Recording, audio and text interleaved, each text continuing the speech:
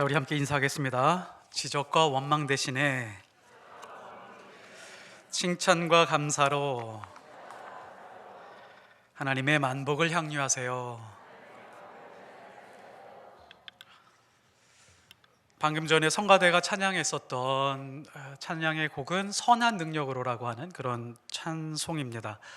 1945년경으로 알고 있는데 보네포 목사님이 지으신 시를 가지고 곡을 붙여서 만든 노래입니다.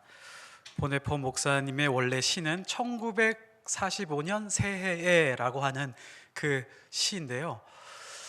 보네포 목사님이 순교당하기 얼마 전에 쓴 시입니다.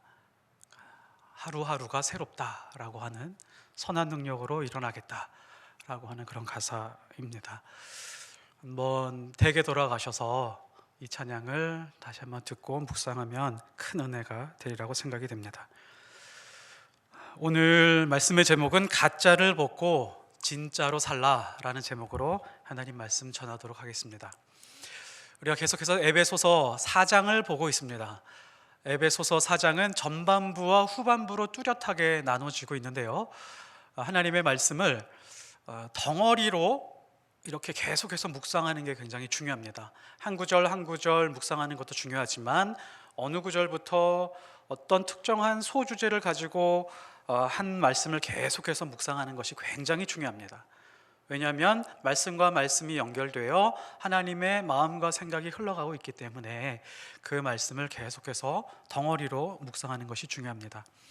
앞부분은 하나됨을 힘써 지키라, 부르심받은 너희들은 하나됨을 힘써 지켜야 된다라고 하는 주제로 정리할 수 있고요, 17절부터 뒷부분 32절까지는 이렇게 정리할 수 있습니다.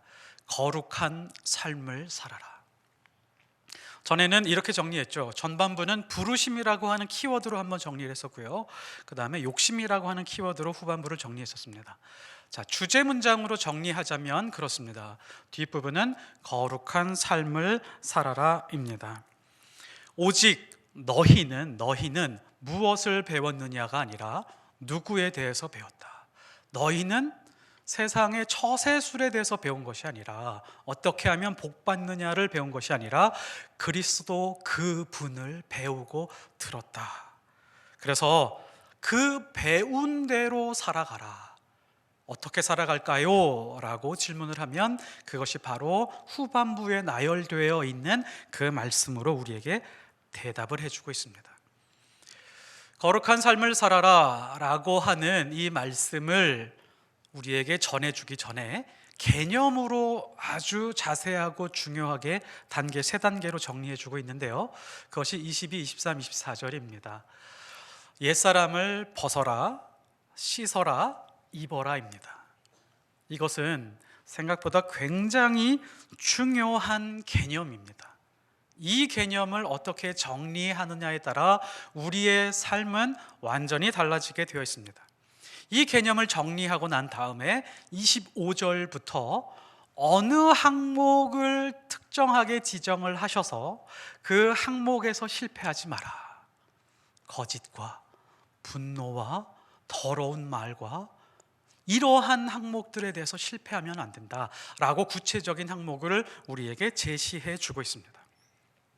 이것을 이렇게 비유할 수 있을 것 같습니다. 수학 문제 푸는 것에 비유할 수 있습니다. 초등학교 1학년부터 고등학교 3학년까지 수학을 어떻게 가르치는가 봤더니 전부 다 똑같습니다. 가르치는 방식이 처음에는 개념을 가르쳐 줍니다. 그림이나 수식을 통해서 개념을 가르쳐 준 다음에 기초문제, 서술문제, 응용문제를 이렇게 계속해서 풀어갑니다. 이게 수학 문제를 풀어가는 방식이죠. 오늘 말씀도 마찬가지입니다. 먼저 앞쪽에다가 아주 중요한 성경의 영적인 개념을 단계별로 잘 나열한 다음에 그 다음에 실전에 들어가서 어떻게 해야 될지를 가르쳐 주고 있습니다. 옛사람을 벗어라, 심령이 새로워져라, 새 사람을 입으라. 이 말씀이 왜 중요하냐? 내가 거룩하니 너희도 거룩하라 라고 하는 말씀의 실천 부분입니다. 하나님, 어떻게 우리가 거룩하게 살아갈까요? 라고 질문을 하면 하나님의 말씀이 우리에게 이렇게 말씀하시는 겁니다. 옛사람을 벗어라. 그리고 심령이 새로워져라. 새 사람을 입어라. 그러면 거룩한 삶을 살아가게 되는 것이다. 우리는 하나님을 닮아가는 존재들입니다. 우리는 닮은 존재들입니다. 하나님은 거룩하신 분이죠. 이 거룩이라고 하는 것은 관계의 개념입니다. 관계의 개념. 하나님이 언제 가장 최고로 거룩하느냐? 하나님은 성부 하나님은 성자 하나님과 성령 하나님과 관계를 이룰 때 가장 거룩하십니다. 성자 예수님은 언제 가장 거룩하느냐? 성부 하나님과 성령 하나님과 관계를 이룰 때 가장 거룩합니다. 성령 하나님은 언제 거룩하느냐? 성부 하나님과 성자 하나님이 관계를 이룰 때 가장 거룩합니다. 거룩은 관계의 개념에서 출발을 합니다. 그리고 오늘 말씀 한번 보십시오. 벗어라, 씻으라, 입으라는요, 너무너무 깊은 의미를 가지고 있습니다. 이 삼위일체 하나님과 1대1로 대응하고 있습니다. 옛사람을 벗으라 라고 하는 것은 에덴 동산의 기억을 우리에게 상기시켜 주고 있습니다. 에덴 동산에서부터 하나님과 분리되어서 입었었던 그 옛사람의 옷, 성부 하나님과 관계죠. 심령이 새로워지려면 성령 하나님이 우리 안에 오셔야 우리의 심령이 새로워지는 것이기 때문에 오순절에 오셨던 성령 하나님과 1대1로 대응합니다. 새 사람을 입으라. 지난주에 말씀드렸던 것처럼 새 사람을 입을 수 있는 것은 내가 그리스도의 옷을 입을 때, 그때 우리는 새 사람의 옷을 입을 수가 있습니다. 이 말씀 하나하나가 삼위일체 하나님과 1대1로 대응하고 있다는 것이 매우 중요한 개념입니다. 거룩이라고 하는 것은 홀로 단독으로 있을 때는 전혀 의미가 없습니다. 거룩이라고 하는 것은 상대가 있어야 됩니다. 왜 그렇죠? 거룩이라고 하는 것은 구별되다. 그리고 우리 교회가 지속적으로 붙들고 살아내야 되는 개념, 밝게 하다, 따뜻하게 하다, 새롭게 하다. 이 거룩이라고 하는 개념은 반드시 상대가 있어야지만이 드러나는 개념이기 때문에 그렇습니다. 관계가 있어야 드러나는 개념이기 때문에 그렇습니다. 이러한 깊은 의미의 개념을 가지고 이제 실전으로 들어가야 된다는 것이죠. 수학에서 응용 문제를 잘 풀고 서술형 문제를 잘 푸는 사람들 잘 보면 개념 정리가 잘 돼 있고 그 개념에 깊이가 있는 학생들입니다. 근데 기초 문제는 잘 푸는데 서술형이나 응용 문제를 잘 풀지 못하는 이유는 개념 정리가 잘 되어 있지 않기 때문에 그렇습니다. 그리스도인들이 하나님의 말씀대로 잘 살아내지 못하는 이유도 마찬가지입니다. 하나님의 말씀이 구체적이고 깊이 있게 질서 있게 잘 정리가 되어 있지 않기 때문에 그때그때 자기 감정과 생각과 의지대로 대응하기 때문에 그렇습니다. 우리는 인생을 살아가면서 수많은 문제들을 만납니다. 특별히 올해 작년보다 더 큰 문제를 만나는 분들이 많은 것 같습니다. 이런 인생의 문제들, 이 응용 문제들을 우리는 믿음으로 풀어갈 수 있어야 됩니다. 성경은 우리에게 말씀하기를 우리 인생을 절대로 우연에 맡겨두지 않으셨다라고 말씀합니다. 말씀 위에서 구체적으로 고민하고 말씀 가지고 갈등하면서 우리 인생의 문제를 풀어가도록 우리를 인도해 가십니다. 우리는 인생의 문제들을 부닥칩니다. 10대면은 10번대의 문제를 만납니다. 20대면 20번대의 문제를 만납니다. 30대면 30번대의 문제를 만나겠죠. 저는 인생을 살면서 40번대의 문제가 제일 힘들었습니다. 40살에 결혼을 했거든요. 정말 쉬운 문제가 아니었습니다. 돈 문제에 걸려 있죠. 직업 문제에 걸려 있죠. 사명 문제에 걸려 있죠. 말이 결혼 문제지 인생의 온 문제가 그 안에 걸려 있었습니다. 결혼 못하는 줄 알았습니다. 그런데 말씀 붙들고 기다리면서 하나님의 은혜를 경험하게 되었습니다. 올해 여러분은 몇 번 문제를 풀고 계십니까? 그 문제 자기 힘으로 풀리지 않는다는 것을 반드시 확인하십시오. 인생은 내 힘으로 풀리지 않습니다. 반드시 하나님의 말씀을 붙들고 싸워가면서 그 싸움 속에서 풀리게 되어 있습니다. 우리는 때로 이런 생각을 합니다. 너무 큰 문제에 부닥치면 돈만 조금만 더 있으면, 돈 몇백만 원만 더 있으면 되겠는데 라는 생각을 가지고 있습니다. 하나님, 어디서 돈벼락 한번 떨어지지 않는지 모르겠습니다. 하나님 제발. 아니요, 돈 문제로 해결되지 않습니다. 힘 있는 사람을 만나고 싶어 할 때가 있습니다. 누가 좀 빽이 있어서, 다른 사람 보니까 누가 있어서 잘 풀리던데 나는 그런 거 하나도 없구나. 힘 있는 사람이 있었으면, 힘 있는 사람을 만나면 쉽게 풀릴 수 있을 것 같다고요? 아니요. 힘과 권력으로 문제를 풀기 시작하면 반드시 그 대가를 치르게 됩니다. 힘과 권력으로, 돈으로, 사람의 힘으로 절대 우리 인생의 문제를 풀 수 없습니다. 반드시 우리 인생의 문제는 하나님의 말씀으로 풀어가는 것입니다. 하나님의 자녀가 인생의 문제를 푸는 방식은 언제나 말씀 위에서 풀고 말씀을 붙들고 살아내면서 풀어가는 것입니다. 자기 인생의 문제를 치열하게 기도와 말씀으로 풀어간 사람들의 이야기가 바로 시편입니다. 그래서 이런 결론을 얻죠. 시편 119편 105절, 주의 말씀은 내 발의 등이요 내 길의 빛이니이다. 하나님, 내 인생이 어두웠습니다. 내 인생이 어둡습니다. 갈 길이 보이지 않습니다. 그러나 하나님의 말씀을 붙들고 참고 인내하고 기다렸더니 하나님의 말씀이 등불이 되어 내 길을 보여주셨습니다. 그래서 하나님의 말씀이 등불이 되었습니다. 길이 보였습니다 라고 고백을 하고 있는 것입니다. 절망에 빠진 사람이 있었습니다. 하나님, 저 죽을 것 같습니다. 이러다 죽는 거 아닌지 모르겠습니다. 하나님, 차라리 저를 데려가시는 편이 낫겠습니다 라고 할 정도로 괴로움에 빠진 사람이 있었습니다. 다른 건 다 버렸지만 하나님의 말씀 하나는 붙들었습니다. 시편 119편 50절, 이 말씀은 나의 고난 중에 위로라. 주의 말씀이 나를 살리셨기 때문이다. 좋은 의사 만나서 살린 것이 아니라, 좋은 의학을 투여해서 살림을 받은 것이 아니라 하나님의 말씀을 붙들고 기다리고 참고 인내하고 기도했더니 하나님, 다른 게 아니라 말씀이 저를 살리셨습니다. 이 말씀으로 인생의 문제를 풀어가고 있었던 것이죠. 이게 하나님의 사람들의 살아가는 방식입니다. 2023년 하나님의 말씀을 깊이 묵상하는 법을 공부하십시오. 성경 공부하라는 말씀이 아닙니다. 어떠한 말씀이든지 그 말씀을 깊이 묵상을 하면서 성령 하나님의 인도를 받고 그 말씀을 붙들고 싸우고 인내하고 기다릴 때, 그때 주시는 하나님의 빛, 치료, 치유, 사랑, 은혜, 그런 것을 경험하면서 살아가기를 축복합니다. 말씀의 개념이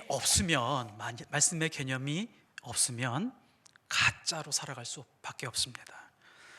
그래서 오늘 말씀은 개념에만 머물러 있지 말라, 그 말씀을 가지고 삶으로 증명하라라고 말합니다.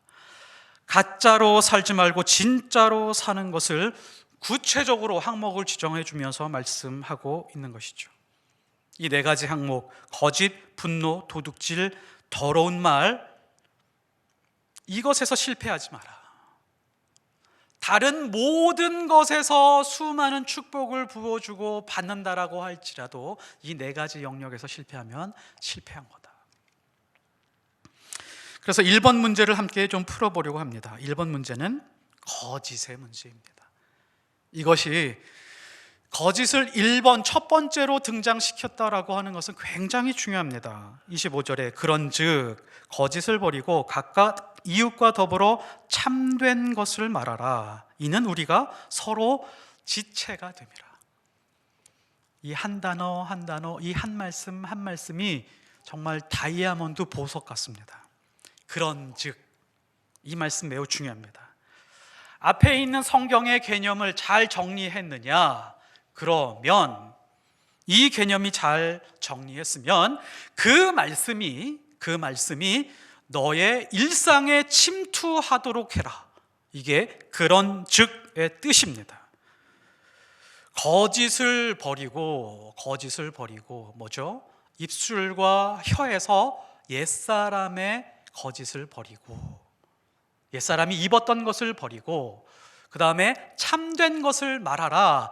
입술과 혀에다가 새 옷을 입혀라. 같은 원리죠. 아까 그 개념에서 정리한 같은 원리가 지금 적용되고 있다는 것을 알 수가 있습니다. 거짓말 하지 말라, 거짓을 붙들고 사지 말라 라고 하는 데서 그치지 않습니다. 새 옷을 입는 데까지 성경은 우리를 이끌고 가고 있죠. 참된 것을 말해라. 참된 것을 말함으로 거짓을 제거해버리라 라고 하는 말씀입니다. 왜 거짓으로부터 시작하고 있을까요? 옛사람의 옷을 입을 때 거짓으로부터 왔기 때문에 그렇습니다. 요한복음 8장 44절, 너희는 너희 아비 마귀에게서 났으니 너희 아비의 욕심대로 너희도 행하고자 하느냐? 그가 거짓말쟁이요 거짓의 아비가 되었습니다. 참된 것에 붙들리지 않고 거짓에 붙들려 사는 사람들은 마귀의 아바타라는 것입니다. 너희는 마귀의 아바타로 살겠느냐? 그럴 수 없다. 그리스도의 옷을 입었기 때문이다. 우리는 어두운 밤에 두려울 때가 있죠. 예수님을 잘 믿는데도 두려울 때가 있습니다. 어두운 밤에 홀로 남겼을 때 막 소리가 나면 화들짝 놀라면서 귀신 나타난 거 아니야? 라고 두려울 때가 있습니다. 그거보다도 더 두려워해야 될 것이 무엇이냐면 내 입술과 내 혀와 내 행동 안에 덧붙여져 있는 거짓입니다. 이 거짓은 사탄의 발판이 되기 때문에, 마귀에게 틈을 주는 것이기 때문에 우리가 가장 두려워해야 될 부분입니다. 사람들이 왜 거짓말을 할까요? 왜 거짓을 붙들고 살아갈까요? 왜 거짓을 포기하지 못할까요? 이것도 또한 믿음에서 나옵니다. 내가 나를 보호해야 된다라고 하는 믿음이 우리 마음속 깊은 곳에 뿌리 깊이 박혀 있기 때문에 그렇습니다. 내가 남들보다 강하다는 것을 드러내기 위해서 거짓말합니다. 과장하고, 그리고 이것을 통해서 교만해지고, 내가 바로 내 인생을 다스리는 주인이라고 하는 뜻입니다. 이것이 뭐죠? 사탄의 유혹입니다. 너 그거 먹으면 하나님 될 거야 라고 하는 것입니다. 거짓말은 매일매일 내 앞에 놓인 선악과와 같은 것입니다. 우리는 매일 얼마나 많은 선악과를 따먹고 있는지 모릅니다. 이 거짓은 말에만 국한되지 않습니다. 진리와 반대되는 모든 삶이 거짓입니다. 요한일서 2장 4절 보면 그가 아노라 하고 그의 계명을 지키지 아니한 자는 거짓말하는 자요 진리가 그 속에 있지 아니하되. 때로는 거짓이 어떻게 드러날까요? 지나친 수줍음으로 드러나기도 합니다. 내 안에 있는 것을 들키게 되면 나를 우습게 볼지도 몰라 라고 하는 두려움과 믿음 때문입니다. 어떤 사람은 열등감 때문에 거짓에 빠지기도 합니다. 내가 상대보다 약해 보이거나 초라해 보이는 것이 싫기 때문에 과장하고 부풀리고 문서를 조작하고 학력을 위조하고 계좌를 위조합니다. 때로 거짓은 신앙이 좋아 보이는 모습으로 드러납니다. 바리새인들, 경건한 모습이 거짓이었기 때문에 예수님이 독소를 퍼부으신 것이죠. 또 하나, 돈 때문입니다. 돈을 조금이라도 더 벌고 싶어서 우리는 얼마나 많은 거짓에 휩싸여 있는지 모릅니다. 그래서 우리가 거짓말하는 이유는 하나님이 나를 보호한다라고 하는 믿음이 없기 때문에 거짓을 붙들고 사는 것입니다.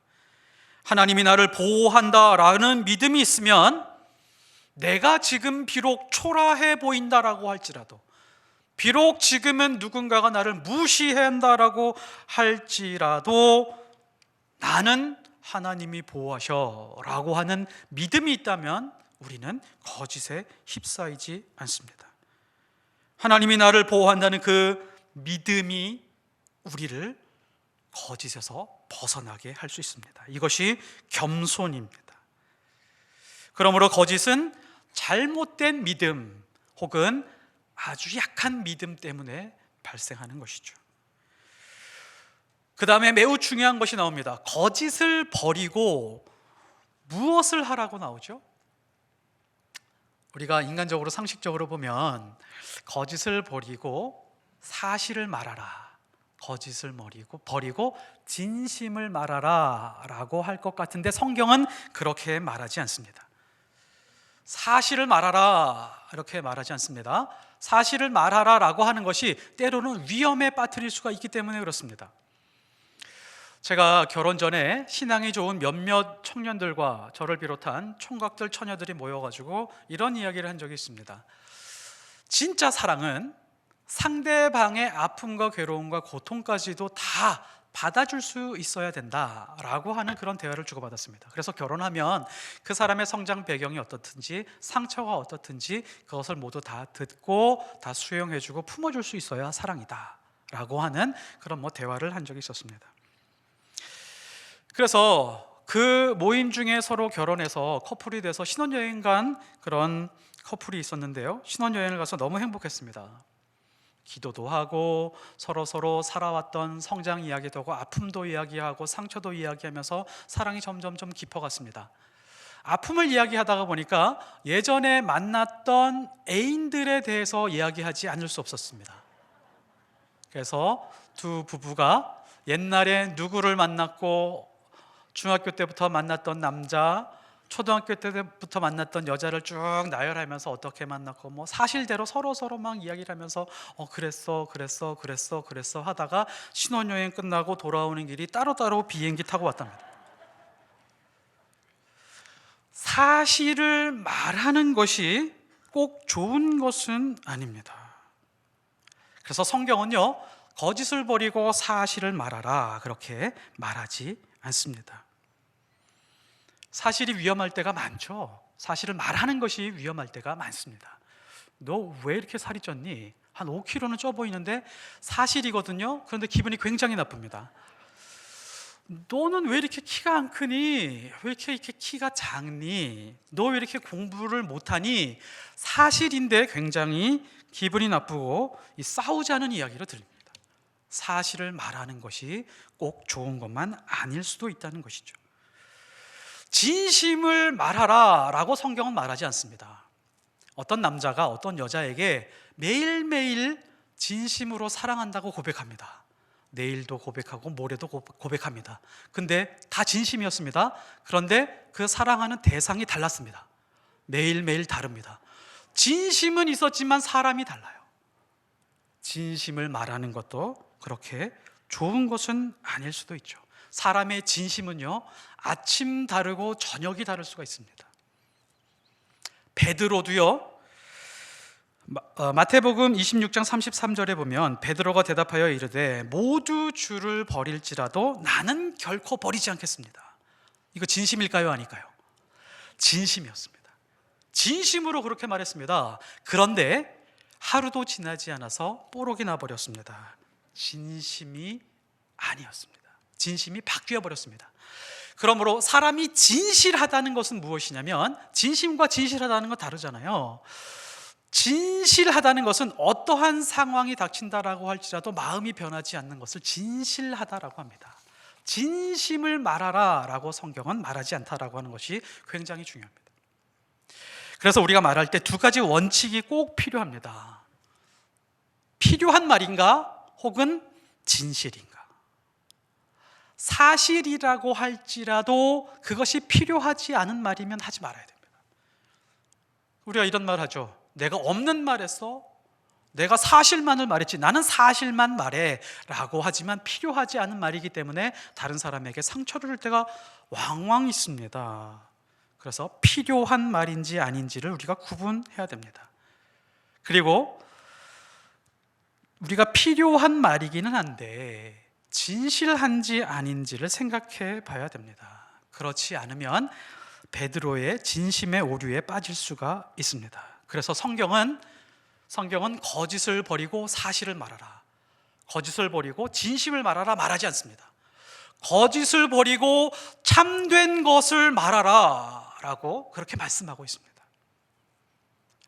성경이 얼마나 멋진지 모릅니다. 얼마나 근사한지 모릅니다. 참된 것, 25절 다시 읽습니다. 그런즉 거짓을 버리고 각각 그 이웃과 더불어 참된 것을 말하라. 이 참된 것을 말하라 라고 할 때 참된 것을 따로 떼어내어서 그것을 해석할 수 없습니다. 성경은 그렇게 해석하도록 두지 않았습니다. 참된 것을 말하라 라고 할 때 본드처럼 붙여놓은 것이 있는데 각각 이웃과 더불어입니다. 사람이 말할 때 참되냐 아니냐라고 하는 것은 그 이웃이 결정한다는 거예요. 듣는 사람이 결정한다는 겁니다. 이웃과 더불어 참된 것을 말하라. 또 하나 중요한 것이 있습니다.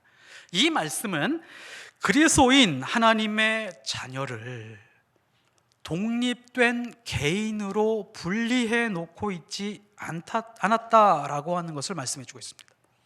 하나님의 사람들, 하나님의 자녀들을 공인 취급하고 있다는 것을 놓쳐서는 안 됩니다. 너는 이제 너의 영광을 위해서 독립적으로 복 많이 받으면서 살아라 라고 하지 않았습니다. 혼자 잘 먹고 잘 사는 존재일 수 없다. 예수 이름으로 사는 공인이다 라고 하는 말씀과 같은 말씀입니다. 각각 그 이웃과 더불어 참된 것을 말하라. 이웃과 더불어 참된 것을 말하지 않으면 거짓에 가까운 삶을 사는 것이다 라고 말할 수 있을 정도로 강력한 말씀입니다. 아까 서두에 말씀드렸던 것처럼 왜요? 우리가 거룩한 삶을 살아야 되기 때문에 그렇습니다. 거룩이 언제 드러나죠? 이 말씀 안에서 드러납니다. 각각 이웃과 더불어 참된 것을 말할 그때 거룩이 드러나기 때문에 그렇습니다. 우리는 심리적으로 이렇습니다. 우리는 내가 아닌 누군가가 거룩해 주길 바랍니다. 내가 아닌 누군가가 밝았으면 좋겠습니다. 내가 아닌 누군가가 따뜻했으면 좋겠습니다. 내가 아닌 누군가가 새롭게 좀 했으면 좋겠습니다. 나는 별로 그렇게 할 마음이 없습니다. 거룩이 뭐죠? 하나님으로부터 거룩이 나오는 것처럼 하나님 자녀 삼은 하나님의 자녀 당사자인 저와 여러분 자신으로부터 거룩이 나와서 이웃과 더불어 참된 것 안으로 들어가는 것이 바로 거룩인 것이죠. 여기서 우리가 필수적으로 부딪혀야 되는 부분이 있습니다. 이웃과의 불편함입니다. 이웃과의 불편함을 넘어서지 못하면 거룩함이 절대 드러나지 않습니다. 우리는 가장 편한 존재가 있는데 가족이 가장 편합니다. 싸우던 말든 가족이 가장 편한 존재입니다. 가족을 넘어서기 시작을 하면 모든 이웃은 불편합니다. 말하는 거, 먹는 거, 태도, 눈빛, 눈초리, 머리 빗은 거, 신발 신는 거, 이 모든 것 다 불편합니다. 다 안 맞습니다. 그런데 그 불편함을 넘어설 수 있어야 우리는 거룩을 드러낼 수 있습니다. 거기에서 필요한 게 뭐죠? 참된 것을 말하는 것입니다. 관계는 불편하지만 밝게 말하고 따뜻하게 말하고 새로워지도록 말할 수 있는 그것이 바로 거룩이라고 하는 것이죠.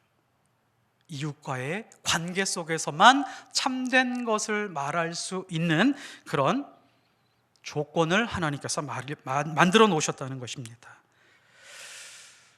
만일에 이 말씀을 에베소서에만 말씀해 주셨다면 그런가 보다 할 수 있지만 하나님의 진심이 구약에도 나와 있습니다. 스가랴서 8장 16절 너희가 행할 일은 이러하니라. 너희는 이웃과 더불어 진리를 말하며 참된 것을 말하며 너희 성문에서 진실하고 화평한 재판을 베풀고 마음에 서로 해하기를 도모하지 말며 거짓 맹세를 좋아하지 말라. 이 모든 일은 내가 미워하는 것이니라. 여호와의 말이니라. 하나님이 직접 말씀해 주셨습니다.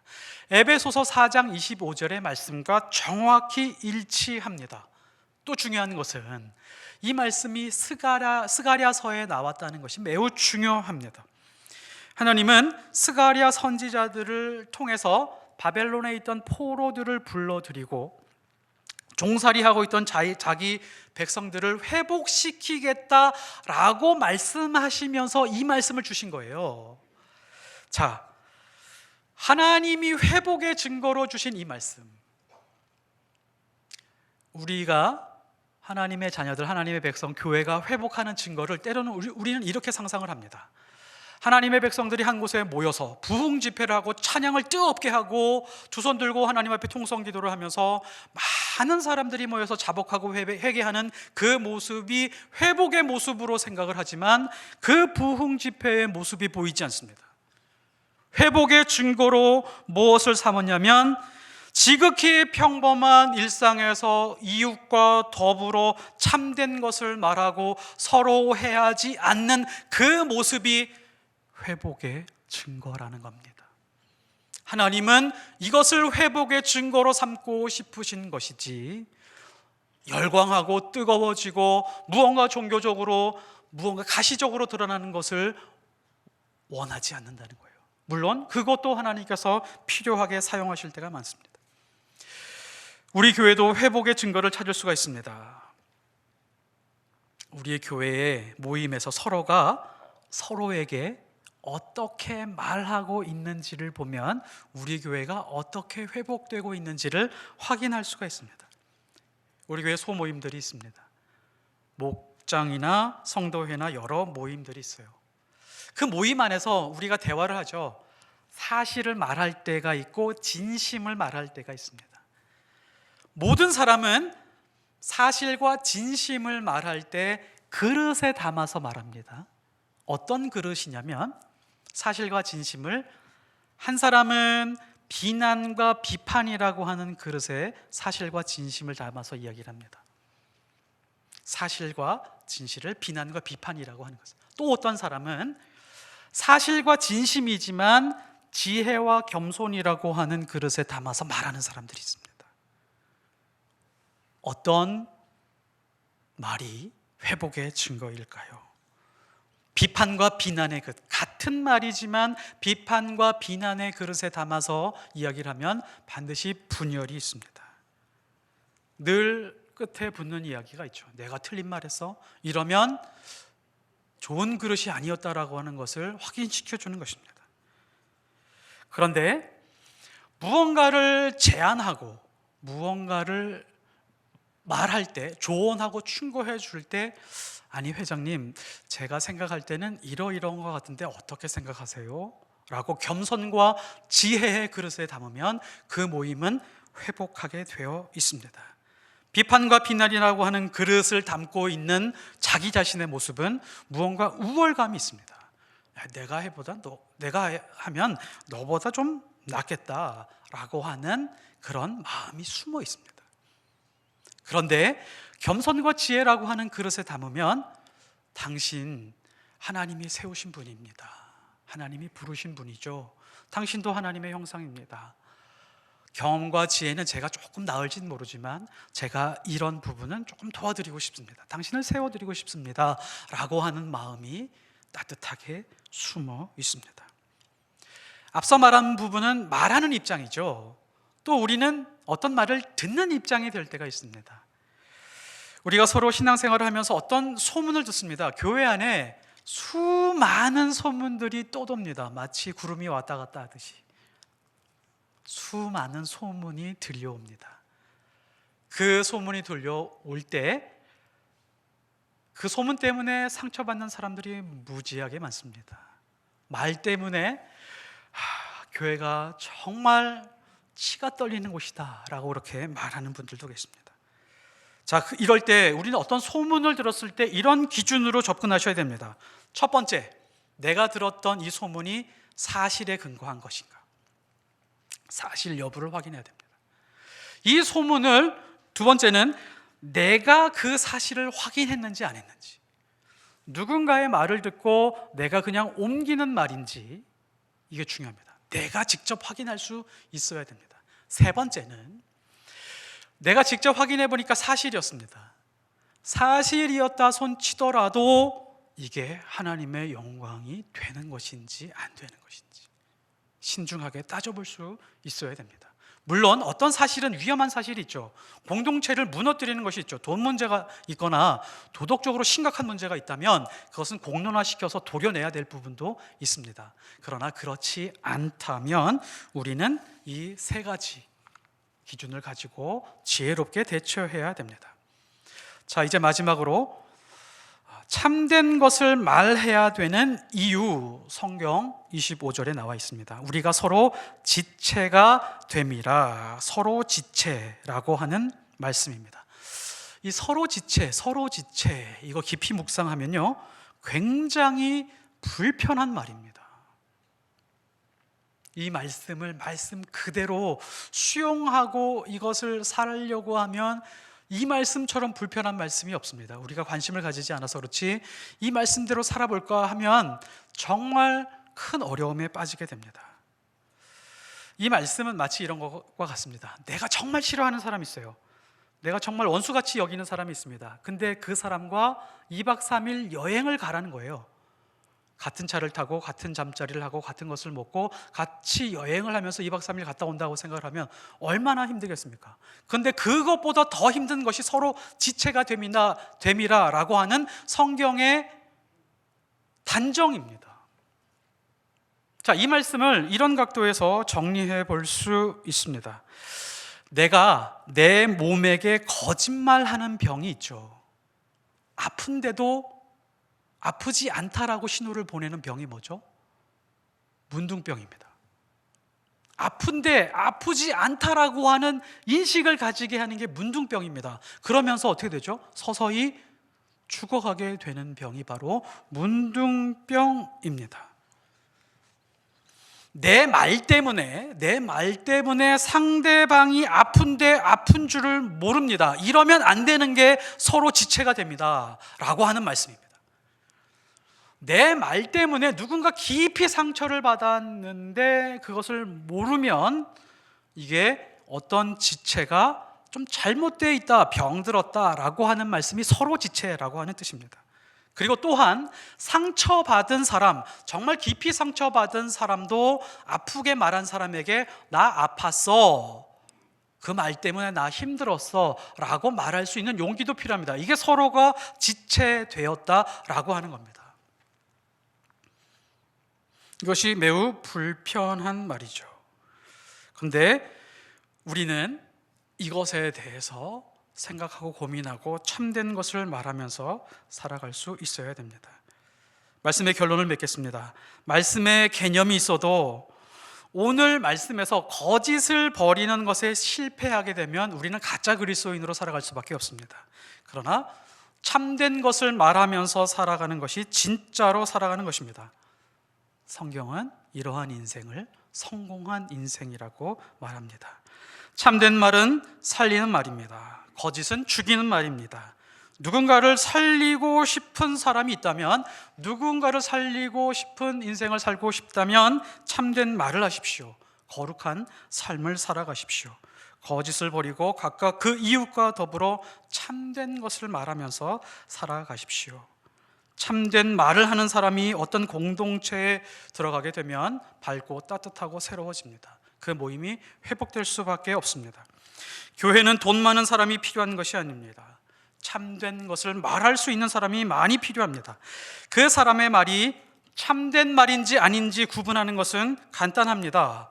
그 사람이 사실을 말하던 진심을 말하던 이웃과의 관계를 깨트리는 말은 거짓입니다. 그러나 하나님과의 관계를 더 깊이 연결해 주는 말은 참된 말입니다. 그래서 세상에서 가장 참된 말은 뭐죠? 하나님이 당신을 사랑합니다. 예수 그리스도가 당신의 죄를 위해서 십자가 위에서 못 박혀 돌아가셨습니다. 예수 그리스도를 모시면 성령 하나님이 당신의 인생을 이끌어가게 될 것입니다 라고 하는 것이 세상에서 가장 참된 말입니다. 기도하겠습니다. 하나님 아버지, 우리의 인생이 거짓을 버리고 참된 것을 말하며 살게 하옵소서.